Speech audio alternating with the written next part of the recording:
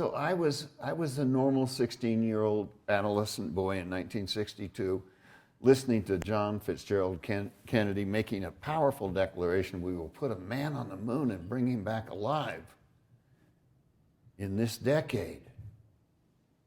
All the elements of a powerful declaration: what we're going to do, how we're going to do it, and by when are we going to do it. That's a declaration.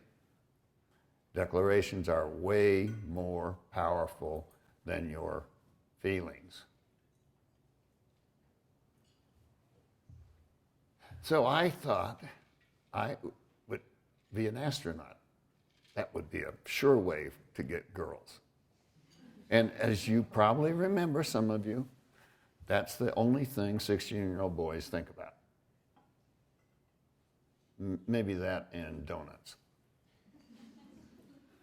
So I was building this rocket, and I wasn't a rocket scientist, as is quite obvious, and it exploded. And it left me missing 6 fingers, riddled with shrapnel, and blind. And this was blind in 1962, when it was really widely understood that if you were blind, you couldn't do much of anything. That was the state of the culture. That was the state of our sophistication about such things. And everyone knows that if you're blind, there are certain things you can't even consider doing. Hey, yeah, you could do college probably. That could work out, you know. You do something soft, you know. Something that doesn't change rapidly, like history. But no, you wouldn't go to the business school, right? That's exactly where you would go, because financial analysis turns everything into numbers. But the common sense was, well, you can't go to business school. Maybe you could certainly work in a sheltered workshop, or you could teach Braille to other blind people. That would be if you learned it. I didn't, or at least not yet anyway. And I think I've done well enough without it, so we'll keep it that way. So everyone around me was telling me all the things that I couldn't do because I was blind. My parents even thought, oh, he'll need to live at home always. We should plan for that. He won't be able to get married. He won't be able to produce enough income to take care of himself. So suddenly I decided I wasn't going to do that. I wouldn't. That did not sound appealing. You know, it's a pretty high-grade victim to be blind and, in fact, multiply handicapped. You can really do the victim card well.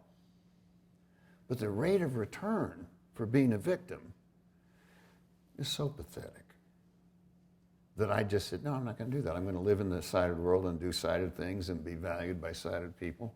And then that made me start thinking, what is value? Well, you have to do something that other people can't do that is valuable, and the proof of valuable is other people will pay you for that skill. So now I had a little ontology about, I want to be valuable. I know what valuable means. What does that look like? What should I study? I decided, of course, to study business because, like Willie Loman said when he was asked, why do you rob banks? That's where the money is.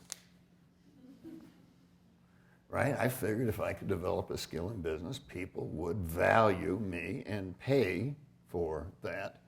And so far, I've been right. Now, so that's who I've been. I did some other things also along the way. I've been U.S. Commissioner for Civil Rights back when I was naive and foolish and thought the government could improve things. I learned jiu-jitsu and I became a black belt in jiu-jitsu, 3 international gold medal championships. And being a really good statistician, after I won the first one, I thought, this could be a fluke. And a lot of other people thought that too. Maybe the opponent slipped and fell. So I won a second time, and then I went a third time and won again. So I thought, well, this proves there's not randomness at work here. But being a good statistician, I'm going to quit now while I'm way ahead, because 3-0 is a way better record than 4-3, or however it works. 3-1, that's it. So I want to talk to you today about the ways in which you